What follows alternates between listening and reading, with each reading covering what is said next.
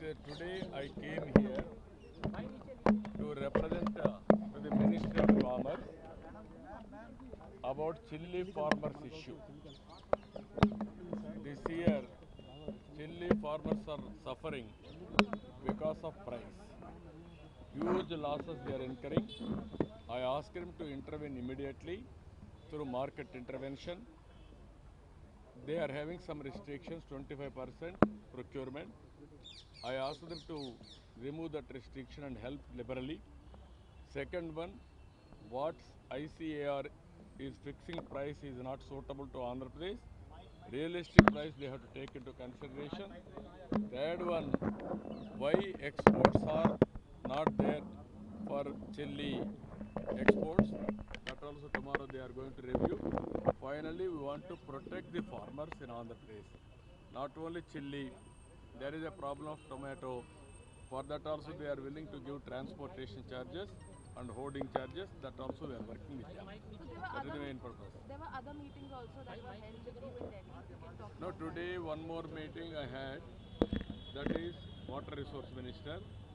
There Polavaram I have briefed him. The way progress is taking place. By 27 end we are going to complete Polavaram project. That is what I reported them. Everything is going on very smooth. Third one, Andhra Pradesh is the lower riparian state for Godavari and Krishna. Water is going to see. That water we wanted to use for especially drought prone areas of Rayalaseema. That is what I requested them. This is a hybrid model we want to go, ham model. That we discussed with them. I need central government cooperation. State also is willing to contribute money. We will work with them. That is another project. That also it is only a phase 1. According to Bifurcation Act, phase 2 is there. That is ultimate height is 45.74. There is no compromise. There is not correct issue. Some people are making, they committed all these things, they are making issues now. It is not correct approach. Sir, YSRCP leader has been arrested and the anticipatory bail of his has been denied. So, in TDP office attack issue, what would you like to say on that? No, I don't want to comment anything. Law will take its own course of action. Anybody will commit mistake. There is no politics here. Only law will take its own course. So, what do you have to say about Delhi CM? She has taken oath, the cabinet has taken oath. How do you see that? No, I am very happy. Today, new era is going to start in Delhi. Always in the Indian politics, everybody has to think development has to do first, then wealth has to be created, then revenue has to be generated, welfare has to do simultaneously, thereby we can empower people. Only giving money or spending welfare without creating wealth, it won't sustain. That has been proved in Delhi. Highest polluted city in the world is Delhi. Now you will have a free air now. Your health will be improved. And also Yamuna river is going to purify now. All pollution will go. In Delhi there is a political pollution and also there is a not only air pollution, atmosphere pollution. Both will be controlled. Now we are going to witness New Delhi and we are all proud of it. As a matter of fact, everybody is coming to Delhi by saying this is my capital. For the last 10 years, whenever you come to Delhi, we want to leave Delhi immediately because of pollution. Now we can stay more time in Delhi now. Stay back. Stay back, healthy and happy life. Nothing. It is only a routine lunch meeting. Always ఇలాంటి స్వేరింగ్ అని జరిగినప్పుడు వస్తూ ఉంటాం all chief ministers and central government. This is a formality. We will sit together, interact together, and also how to take this country forward. We are all discussing.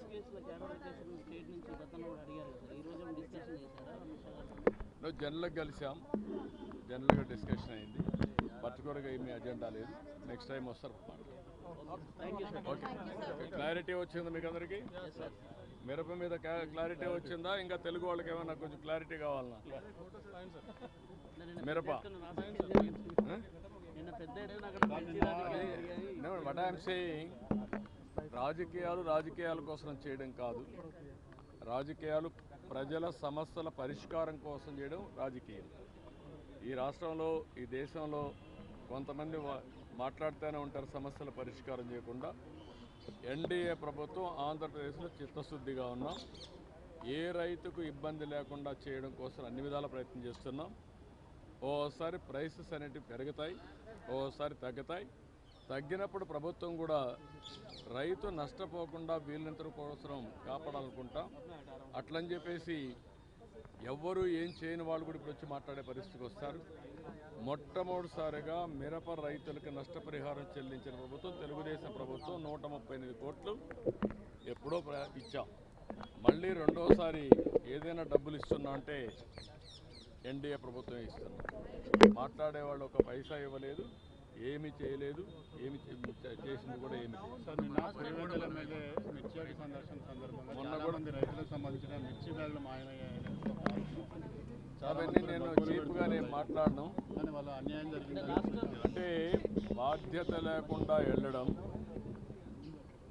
ఏదైతే మీరు ఒకసారి చూస్తే code of conduct అనేది రాజకీయ పార్టీలకు వర్తిస్తుంది, contest చేసే అభ్యర్థులకు పనిచేస్తుంది, అధికార యంత్రాంగానికి పనిచేస్తుంది. కానీ విచిత్ర వాదన, మేము మాత్రం మాకు కోడ్ ఆఫ్ కాండక్ట్ లేదు, మేము ఎక్కడికైనా పోతాం అని వైలేట్ చేసి ఒకసారి ఎలక్షన్ కమిషన్ ఆర్డర్ ఇచ్చిన తర్వాత మీరు రావడానికి వీలు లేదంటే ప్రజాస్వామ్యం నిలిపేయాలి. దట్టు ఎలక్షన్ కమిషన్ ఇచ్చిన తర్వాత మీరు ఎవరు పోవడానికి?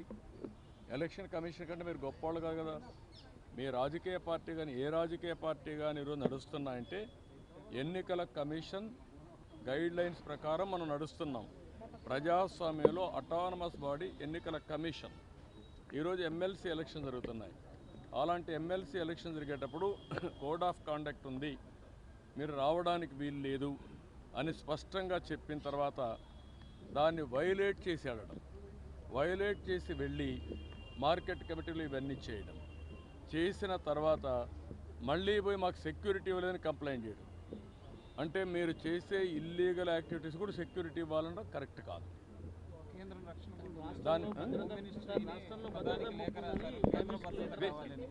దిస్ ఈజ్ వేర్ నేను అనేదంటే ఎప్పుడు కూడా రాజకీయ పార్టీల్లో ఉండే నాయకులం ప్రజాస్వామ్యయుతంగా ప్రవర్తించాలి.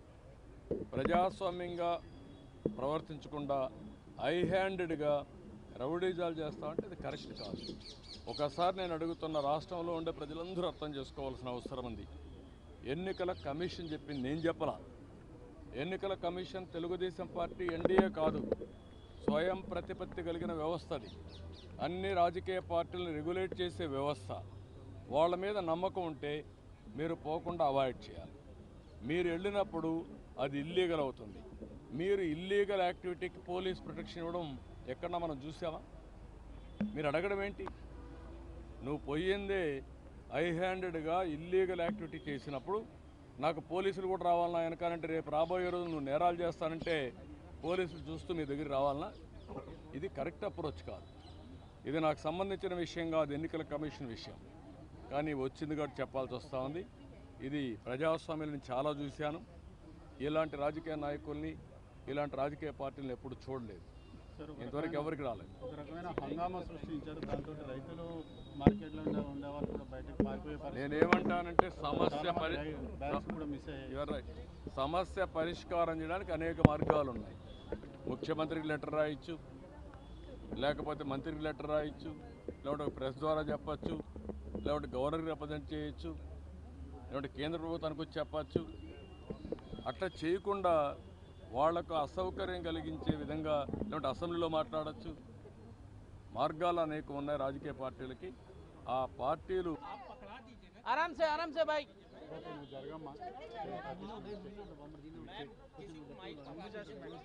राजू बोलिए, ऑफिस में बोलिए. अरे एक सेकंड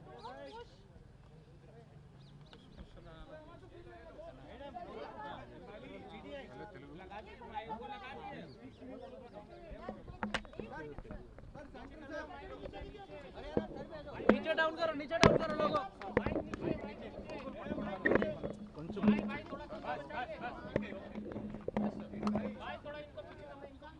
స్టార్ట్ అయింది చూడు సీఎం గారు మాట్లాడుతున్నారు live live live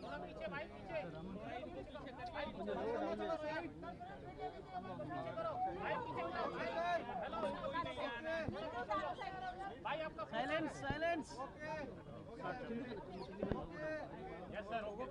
okay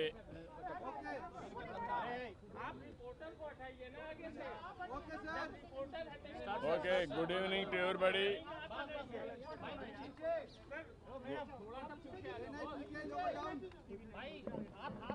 okay కొంచెం కిందికి ఓకే గుడ్ ఈవినింగ్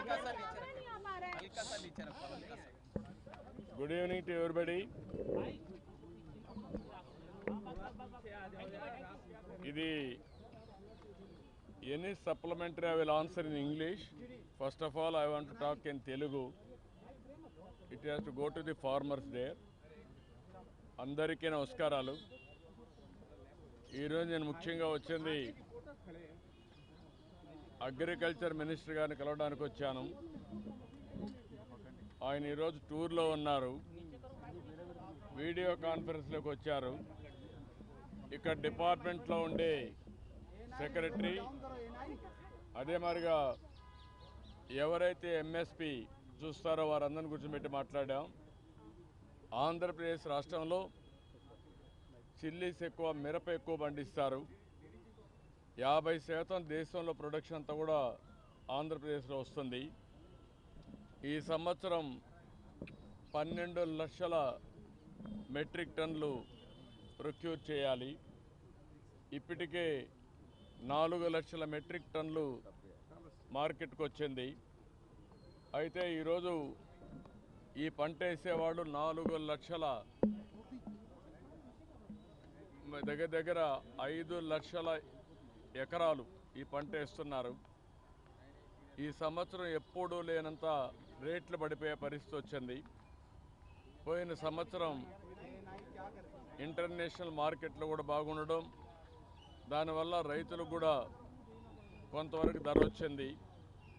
అయితే అనూహ్యంగా ఈ సంవత్సరం వేరే దేశాల్లో డిమాండ్ తగ్గడం మన రైతులకు చాలా నష్టపోయే పరిస్థితి వచ్చింది. ఆ విషయమే మంత్రి గారికి చెప్పాను.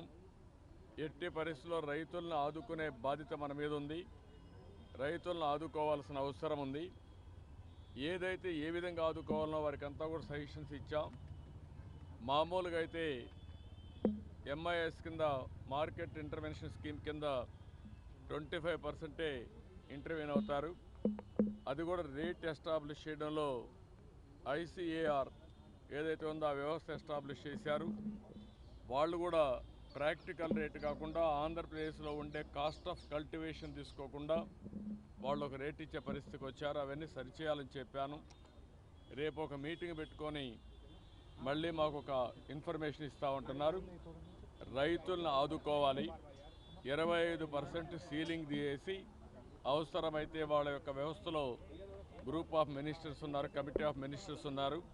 వాళ్ళు కూర్చొని నిర్ణయం చేసి రైతులకు మేలు చేయాల్సిన అవసరం ఉంది. రెండోది, ఏదైతే 50% అంటే వాళ్ళు 50% ఇస్తే రాష్ట్రం 50% ఇవ్వాలనేది కూడా ఉంది. దాన్ని కూడా ఏం చేయాలని కూడా ఆలోచించమన్నాను. ఏదేమైనా రాష్ట్రంలో ఉండే రైతులకు న్యాయం చేయాల్సిన బాధ్యత ఉంది. అందులో కూడా ఇప్పటికే కొంత మార్కెట్కి వచ్చింది, కొంతమంది నష్టపోయారు, ఇంకా కొంత మార్కెట్లోకి వస్తూ ఉంది. దీనిపైన ఎక్స్పోర్ట్స్ ఎందుకు తగ్గాయి, ఎక్స్పోర్ట్స్ని ఏ విధంగా స్టెబిలైజ్ చేయగలుగుతాం, రేపు ఇక్కడుండే కామర్స్ డిపార్ట్మెంట్ని అదే మరి అగ్రికల్చర్ డిపార్ట్మెంట్ మినిస్ట్రీస్ అన్ని కూర్చొని మాట్లాడి ఈ యొక్క ఎక్స్పోర్ట్స్ను కూడా ఎట్లా ప్రమోట్ చేయాలని కూడా వర్కౌట్ చేస్తామని చెప్పి హామీ ఇచ్చారు. అల్టిమేట్గా ఒక హోలిస్టిక్ అప్రోచ్ 25% నుంచి ఇంకా పెంచడం, ఇంకో పక్కన ఏదైతే రేట్ ఉందో కల్టివేషన్ కాస్ట్ ఆఫ్ కల్టివేషన్ ఉందో దాన్ని రియలిస్టిక్గా తీసుకొని చేయడం, మూడోది ఎక్స్పోర్ట్స్ని కూడా ప్రమోట్ చేయడం. వీలైతే రాష్ట్ర ప్రభుత్వానికి ఇబ్బందులు ఉన్నాయి, తప్పదనుకున్నప్పుడు ఏం చేయాలో మేము కూడా వర్కౌట్ చేస్తాం. కానీ రైతులను ఆదుకోవడం అతి ముఖ్యమైన ఉద్దేశం. అది చేయాల్సి కోరాను. రేపే మినిస్టర్ గారు వస్తానే ఫస్ట్ మీటింగ్ పెట్టుకొని అన్ని విధాలు ఆదుకోవడానికి ముందుకు వస్తామని చెప్పి కూడా హామీ ఇచ్చారు. ఎల్లుండి నేను కూడా ట్రేడర్స్తో అదే మరిగా మార్కెట్ కమిటీ వ్యవస్థ అందరితో మాట్లాడి దీనికి కారణాలు ఏంటి, ఏ విధంగా స్టెబిలైజ్ చేయాలి, ఏ విధంగా రైతులను ఆదుకోవడం కోసం అన్ని ప్రయత్నాలు చేస్తున్నాం. ఈ విషయమే వారితో నేను మాట్లాడాను. ఈ విషయంలోనే రైతులందరికీ విజ్ఞప్తి చేస్తున్నా, మీరు కూడా ఆందోళన చెందాల్సిన అవసరం లేదు. ఇటు రాష్ట్రం అటు కేంద్రం అన్ని ప్రయత్నాలు చేస్తాం. అందరిని ఆదుకోవడం కోసం ఏ విధంగా చేయాలని అన్నీ చేసి మిమ్మల్ని ఆదుకునే ప్రయత్నం చేస్తామని చెప్పి కూడా రైతాంగానికి విజ్ఞప్తి చేస్తున్నా. ఇప్పటికే నేను 3 లెటర్లు పంపించాను. ఎప్పటికప్పుడు ఇక్కడ మీటింగ్లు పెట్టుకున్నారు. ఇంత మునుపైతే మా రామ్మోహన్ నాయుడు గారు, అదే మరి చంద్రశేఖర్ గారు మినిస్టర్స్, అదే మరి లావు గారు పార్లమెంటరీ పార్టీ లీడర్ వీళ్ళంతా కలిసి మీటింగ్లో కూడా పార్టిసిపేట్ చేశారు. ఇప్పటికే రాష్ట్ర ప్రభుత్వ అధికారులు కూడా వచ్చి కేంద్ర ప్రభుత్వ అధికారులతో చర్చలు కూడా చేశారు. ఇవన్నీ చేసిన తర్వాత ఈరోజు ఒక కన్క్లూజన్కి వచ్చాం. రేపు మంత్రి గారు వచ్చి ఈ 4-5 విషయాల్లో మాట్లాడి ఒక క్లారిటీ ఇస్తారు. దాని మీద ఎప్పటికప్పుడు అందరితో కూడా సమీక్షలు చేసుకుంటూ ఈ ప్రైసెస్ పడిపోకుండా ఏం చేయాలో అన్నీ చేస్తాం. ఇది బ్రీఫ్గా దీనికోసం వచ్చాను. మీటింగ్ అయితే మంత్రి గారు లేకపోయినా ఇక్కడ మాట్లాడిన తర్వాత కొంత క్లారిటీ వచ్చింది. ప్రధానమైన ఉద్దేశం మిరప పండించే రైతులను ఆదుకునే విధానానికి ఈరోజు ఇక్కడికి వచ్చాను. Anybody want to ask any question?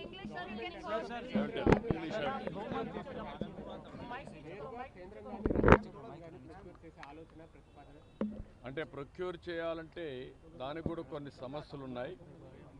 మళ్ళీ 25% ప్రొక్యూర్ చేసి 50% ప్రొక్యూర్ చేసి మిగిలింది ఎట్ట చేయాలి కూడా ఉన్నాయి. ఇవన్నీ రేషనలైజ్ చేయాల్సిన అవసరం ఉంది.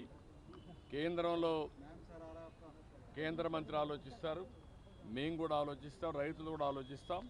అందరితో మాట్లాడిన తర్వాత అందరికీ ఆమోదయోగ్యంగా రైతులు నష్టపోకుండా ఏం చేయాలో వీలైనంత చేయడానికి ప్రయత్నం చేస్తాం. హోంమంత్రిని కలుస్తున్నారు సార్? ఈరోజు కలిశాను, అప్పుడే ఈరోజు కలవడానికి. హరీష్ రావు తెలంగాణ గవర్నమెంట్